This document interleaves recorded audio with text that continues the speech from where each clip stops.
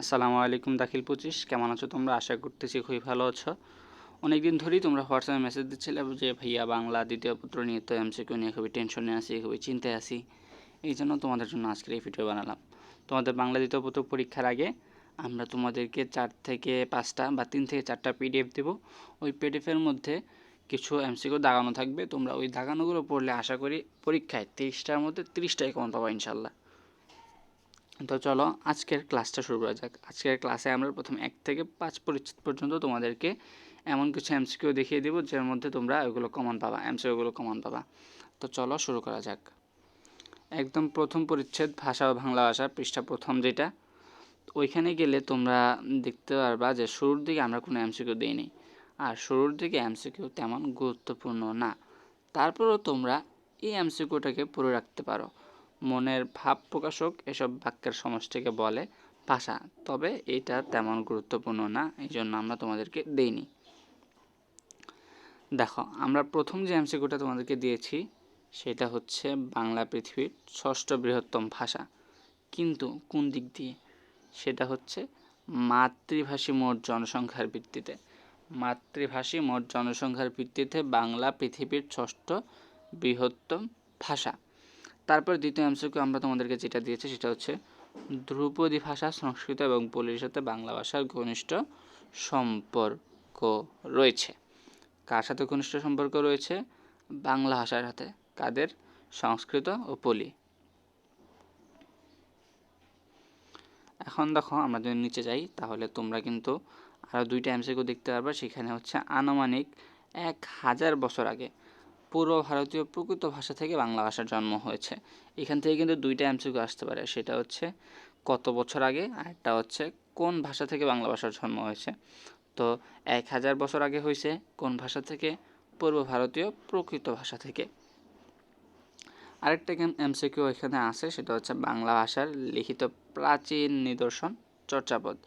এরকম প্রশ্ন একটা আসতে পারে, আমার সম্ভবত 2022 সালে বা 21 সালে এরকম একটা প্রশ্ন আসছিল, সেটা হচ্ছে বাংলা ভাষার লিখিত রূপের প্রাচীনতম নিদর্শন কোথায় পাওয়া যায়?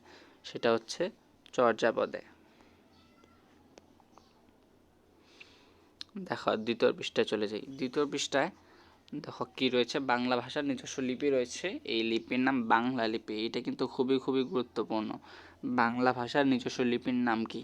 সেটা হচ্ছে বাংলা লিপি। তারপরে দেখো, বাংলা লিপিতে মূল বর্ণের সংখ্যা 50টি।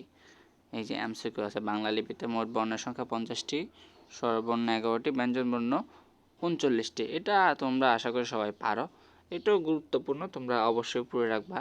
আমরা এখানে যা যা দিয়েছি তোমরা সবগুলো পড়ে রাখবা। দেখো, লেখার নিচে কিন্তু একটু ওই কীরকম কালো কালি, কালো সাদা কালি একটা আছে, মানে বোল্ড করা লেখাগুলো বোঝা যাচ্ছে, ওইগুলা তোমরা পড়বা, আর বাকিগুলো তোমাদের পড়ার তেমন গুরুত্ব নেই। এখন দেখো পরে এমসিকিউটা কি, আর হ্যাঁ বলে রাখি, এই পিডিএফটা কিন্তু তোমরা কমেন্ট বক্সে গেলে পেয়ে যাবা। কমেন্ট বক্সে তোমাদেরকে এটার পিডিএফ দেওয়া থাকবে। এখন দেখো পরের প্রশ্নে আমরা যাই।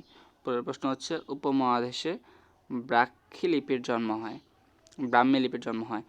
এখানে প্রশ্ন আসতে পারে কত বছর আগে, তখন তোমরা কি দিবে?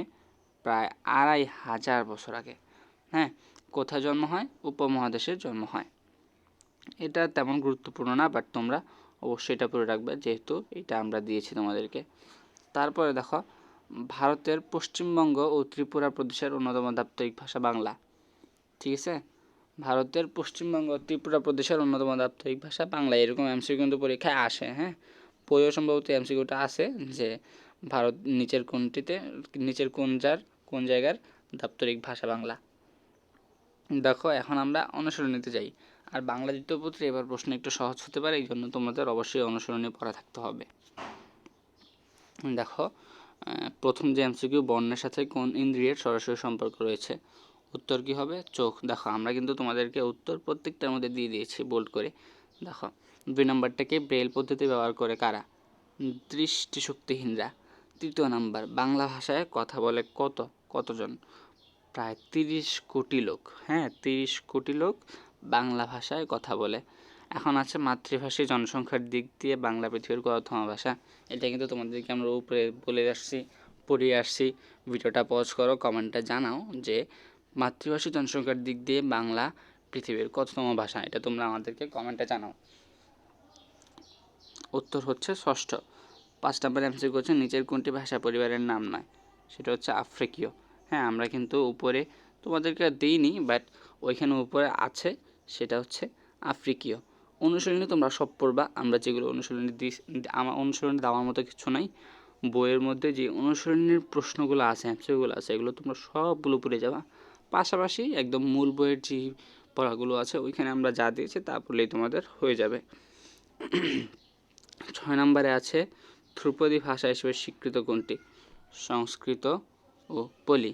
নিচের কোনটি বাংলা ভাষা থেকে জন্ম? তোমাদেরকে উপরে তাকিয়ে আসছিলাম, এইটা তোমরা আমাদেরকে কমেন্টে জানাও। ভিডিও পজ করো, কেউ উত্তর দেখে ফেলো না, আবার উত্তর না দেখে কমেন্টে জানাও নিচের কোনটি থেকে বাংলা ভাষার জন্ম। উত্তর হবে পূর্ব ভারতীয় প্রকৃতি। তারপরে 8 নম্বরে কি আছে? 8 নম্বরে আছে বাংলা ভাষার প্রাচীন নমুনা পাওয়া যায় কোথায়? উত্তর চর্যাপদে, এটাও তোমাদেরকে আমরা পড়িয়ে এসেছি। তারপরে বাংলা ভাষার নিজস্ব লিপি কোনটি? বাংলা, আমি তোমাদেরকে যেটা বলছিলাম খুবই খুবই খুবই গুরুত্বপূর্ণ, এটা অবশ্যই পড়ে রাখবা। 10 নম্বরে আছে ভারতের কোন প্রদেশের অন্যতম দাপ্তরিক ভাষা বাংলা? ত্রিপুরা। দেখছো, আমরা তোমাদেরকে উপরে দাগিয়ে আসছিলাম। আমরা তোমাদেরকে আজকে প্রথম পরিচ্ছেদটা পড়লাম, এইভাবে তোমরা এই পিডিএফে পরিচ্ছেদ 5 পর্যন্ত পেয়ে যাবা। হ্যাঁ, এগুলার পিডিএফ লিঙ্ক তোমাদেরকে কমেন্টে দেওয়া হবে, তোমরা এগুলো অবশ্যই অবশ্যই পড়ে নিবা।